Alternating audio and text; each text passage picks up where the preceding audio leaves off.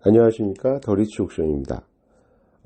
사실 민감한 정치 이슈에 관해서 의견을 내는 것이 부담스러운 거는 맞지만, 현재 대두되고 있는 조국 의혹 부동산들에 대한 브리핑을 통해서 유명한 정치인들은 어떻게 부동산 투자를 하고 있는가, 또 어디에다 부동산 투자를 했고, 우리도 혹시 배워가지고 부자가 될 수 있을까에 대한 이슈를 공유해보고자 영상을 제작하게 되었습니다. 일단 본 채널은 정치 의혹을 검증하는 영상은 아니니까요. 사모펀드 의혹, 조국 자택, 그리고 배우자 보유 건물 정도에 대해서만 언급을 해보려고 합니다. 일단 사모펀드에 관해서 말씀을 드리자면 2017년 코링크라는 회사가 설립이 되고요. 이 회사는 정부 관급 공사를 수주하는 중소기업 투자 상품으로 블루코어 밸류업이라는 펀드를 런칭합니다. 이 펀드에는 조국 가족만 10억 5천을 투자했는데요. 뉴스를 보면 지금 현재 가치가 74억 정도라고 이야기를 하니까 어마어마한 수익을 누렸네요. 이 회사는 가로등 전멸기 업체인 웰스 CNCT라고 하는 회사에다 투자를 하고요. 이 회사는 1년 만에 매출이 74%가 증가하고 영업이익이 2.4배에 이르게 됩니다. 조국이 투자한 이 펀드는 사모펀드고요. 보통은 목적을 가지고 투자자하고 투자를 받을 회사, 이 두 회사가 모두 정해진 상태에서 그 규모나 방법에 대한 것을 고민하고 조성이 되는데요. 그로 인해서 결국 지금 투자받은 회사의 100% 지분을 조국이 갖고 있지 않냐, 이런 이야기가 있습니다. 아울러 이런 경우에 이 회사의 투자 지분을 가지고 수익을 누리는 것 이외에, 그러니까 이익 배당금으로 받는 것 이외에 향후에 매각을 했을 때 회사 가치에 따른 수익을 한 번 더 얻게 되거든요. 투자금에 대한 회수 개념이 아니라 계약에 따라서 회사 가치에 대한 수익을 또다시 한번 나눠받을 수가 있어요. 그러니까 이 부분은 어떻게 보면은 회사에다 직접적으로 돈을 빌려주는 것보다 더 한 단계 더 높은 수익을 누릴 수 있는 투자 방법이라고 볼 수 있습니다. 여기다가 한 가지가 더 얹어졌는데요. 일단은 투자할 때 조국 후보자 한 명의 이름으로 투자를 하지 않았고 가족 1인 1인 이런 식으로 나눠서 투자 금액이 나뉘어져 있었고, 이 나뉘어져 있는 것은 이제 당시에 투자할 당시에 증여 금액으로 정해지는데요. 실질적으로 나중에 가서 이걸 매각했을 때 가치가 더 높아졌다. 사실 10억 5천을 투자해서 지금 74억이면 한 7배 정도 늘었다고 보는데요. 그러면 3억 5천을 줬을 때 3억 5천에 대한 증여세가 한 50% 된다라고 가정을 하면 사실은 지금 7배인 22억 얼마에 22억을 넘는 돈으로 바뀐 상태잖아요. 그럼 22억 얼마를 증여하려고 하면 적어도 세금을 거의 한 12억 13억을 내야 됩니다. 그러면 세금에서만 해도 10억 이상의 투자 이익을 볼 수 있는 거죠. 절세 이익이 결국은 투자 이익이니까요. 이 건에서는. 그 두 번째는 조국 자택에 대한 건데요. 조국 자택은 서초구에 있는 방배 3익 아파트입니다. 2003년에 매입해서 2006년부터는 거주를 했다. 이렇게 이야기를 하는데요. 2009년 9월에 조합 설립을 완료했고, 이때서부터 서울시 심의를 계속 떨어졌어요. 그래서 계속 안 되다가 2017년 조 후보자님이 지금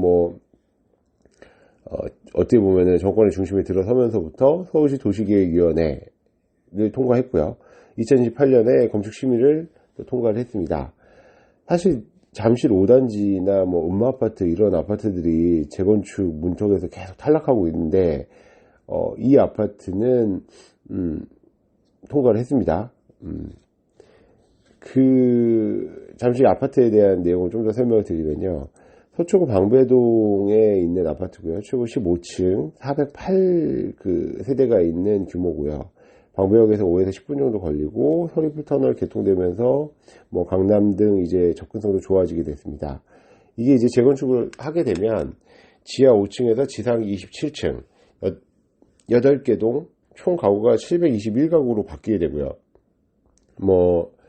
이건 살짝 좀 물음표가 생긴 부분이긴 한데, 예전에 이제 조국 수석으로 있을 때 2018년에 재산 공개했을 때 재산 가액으로 9억 2,800을 신고를 했는데, 이 아파트 보유한 걸로 인해서요. 근데 실제 시세는 20억이 넘는 걸로 보여지고요. 뭐 28평형 기준이 지금 15억 선이거든요. 이제 잠깐 보자면 이 조 후보님은 2003년에 이 아파트 7억 정도의 매입을 한 걸로 보여지는데 이제 그렇게 된다면 일단 저희 이제 고객분들은 저희 뭐 이제 구독하고 계신 투자자분들은 앞으로 이제 정치인이 매입을 하거나 이제 유명인들이 있는 아파트 단지는 좀 유심히 살펴보셔서 혹시 모르잖아요. 예, 매입을 해두시면 좋은 결과가 있지 않을까 또 기대를 해봅니다. 여기서 잠깐 그 과거 이야기를 좀 하자면요. 90년 4월에 그 조국 후보자는 그 이제 박사 과정 중이었고요. 그때 당시에 이제 배우자분이 잠실동에 있는 송파구 잠실에 있는 우성아파트 증여받게 됩니다. 그러고 99년에 이제 울산대 법대 조교수로 넘어가면서 매각을 하고요, 부동산을. 여기서 약간의 자본이 있었나 봐요. 그런데 이제 요 자본하고 요 자본이 있기 바로 직전 98년도에 조 후보자가 경매로 송파구 방이동에 있는 대림 가락 아파트를 이제 낙찰을 받습니다.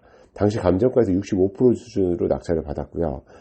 시세 차익이 뭐 2003년에 매각을 하면서 3억 3천 정도 시세 차익을 누렸어요. 요즘도 만약에 아파트가 65% 수준의 낙찰을 받을 수 있다면 저희 모든 그 자금이 아마 아파트로 들어갈 것 같은데요. 뭐 아무튼 운이 좋았던 것 같습니다. 그리고 나서 이제 배우자분은 IMF 구제금융 시기에 98년도 12월에 부산 해운대에 있는 아파트를 사들였고요. 근데 이 사들이면서 일반 매매를 산 게 아니라 매매 예약이라는 제도를 활용을 했어요.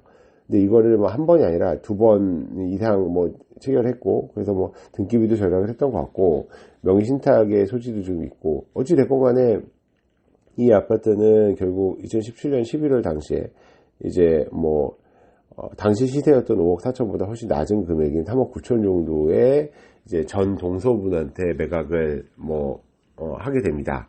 이 부분 대해서는 제가 언급하지 않겠습니다. 정리를 하자면 이 조 후보님은 보면 사회 시장이나 사회 그 경제 상황에 따라서 적절하게 투자를 들어갔다 나왔다 시기를 잘 선택을 한 것 같아요. 아울러 경매를 통해서 가감 없이 이제 공격적인 투자도 하고 또 시세 차익도 누리고 거기다가 이제 본인 그 명의를 비롯해서 가족들 명의도 적절하게 활용을 했고, 그래서 또 그로 인해서 세금이나 이런 부분 수익에 대한 부분을 절세도 했고 그런 것으로 제가 보여져요. 예. 이 부분 중에서 여러분들도 좋은 것은 좀 따르고 불편한 것은 좀 버리셨으면 좋겠어요. 세 번째로는 배우자분, 조 후보자님 배우자분이 가지고 있는 그 건물 지분이 있습니다. 하월곡동에 있는 대로변에 있는 건물인데요. 제가 집어는 언급하지 않겠습니다. 1981년 준공이 됐고요. 2종 일반 주거지역이고 대지는 한 130평이 약간 안 되고요. 지하 1층에 지상 2층 건물입니다. 평당가는 대로이지만 평당 한 3천 정도라서 한 38억을 넘어설 것 같고요. 나중에 신축을 하게 되면 대로변 땅이고 뭐 지금 건축 면적보다 뭐 2배 이상으로 위로 올라갈 거기 때문에 가치는 뭐 상당할 것으로 보여지고요. 주변이 지하철 역세권이고 뭐 물론 앞에 이제 고가가 있어서 미관상 좋지 않다는 정도가 이제 단점으로 꼽히는데, 인근에 또 동덕여대가 있어서 뭐 거주 기숙동 같은 거를 좀 지면 어떨까 뭐 그런 생각이 드네요. 네. 오늘은 좀 짧은 시간 동안에 뭐 조 후보자님에 대해서 뭐 부동산 투자 기법이나 부동산 투자의 노하우 뭐 여러 가지들을 좀 살펴봤는데요. 정리를 하자면 부동산 투자 외에 사모펀드라는 그 형태의 투자 방식을 활용을 하면서 수익도 누렸고, 보유하고 있는 동안 그 이익으로 인한 그러니까 이익 배당도 받았고요. 아울러 나중에 매각하게 되면 그로 인한 수익도 누리게 됩니다. 그 가치에 대한 평가가 있으니까요.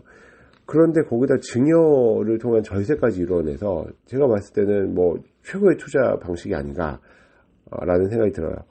그 두 번째는 부동산 투자 시의 사회 상황과 경제 상황, 그러니까 나와 다른 사람이 좀 다른 조건이거든요. 그러면 경쟁을 하는데 다른 금액을 뭐 들어갈 수밖에 없고, 그렇게 되면 매입할 수 있는 경쟁자들이 줄어들기 때문에 아예 새로운 컨디션에서 투자를 할 수가 있어요. 그래서 공격적인 투자를 했고, 그래서 경매로 인해서 종잣돈까지 만드는, 당시 매입했던, 그러니까 부동산 경매로 취득했던 가액의 거의 2배 정도 뭐 금액을 받고 팔았으니까 제가 봤을 땐 최고의 투자가 아니었나 싶습니다. 세 번째로는 돈이 되는 부동산이라고 하더라도 여러 가지 상황으로 인해서 본인한테 불편하면 손해를 보더라도 지인이나 제3자한테 지금 매각을 했어요. 이거 엄청나게 중요한 건데 대부분의 투자자분들이 못합니다. 그냥 기다립니다. 근데 이분은 이건 아니다라고 생각하는 부동산에 대해서는 매각을 했어요. 여러분도 불편하거나 너무너무 힘든 부동산, 마음에 들지 않는 부동산들은 아무리 욕심이 나도 팔 때 팔아야 됩니다. 또 다음 네 번째, 본인이 보유하고 있는 부동산 중에서 당장의 그 가치를 환원하기는 어려운데 그렇다고 나중에 향후 가치가 충분하다라고 하면 아무런 투자를 하지 말고요.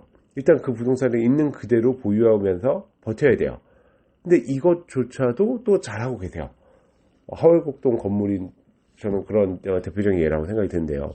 향후에 앞에 있는 고가 남부산로 그 진입로 쪽이 위치가 바뀌거나 하게 된다면 가치는 완전히 달라지게 되긴 하거든요. 여러분, 조 후보자님을 지지하는 사람이든 반대하는 사람이든 조국 후보자의 부동산 투자, 불법적인 부분을 빼고 합법적인 부분은 저희는 배워야 된다고 저는 생각을 해요. 네. 저희가 더 열심히 살고 어떻게 보면 정치하시고 여러 가지 하시고 바쁘고 공부하시고 아이들 가리키고 그러셨는데도 불구하고 투자에 있어서는 매일 투자를 바라보고 있는 사람들보다 더 열심히 더 많은 방법을 고민했고 더 많이 또 버셨어요. 저희는 배워야 된다고 생각합니다. 감사합니다. 더 리치옥션이었고요. 좋아요, 구독 부탁드리겠습니다.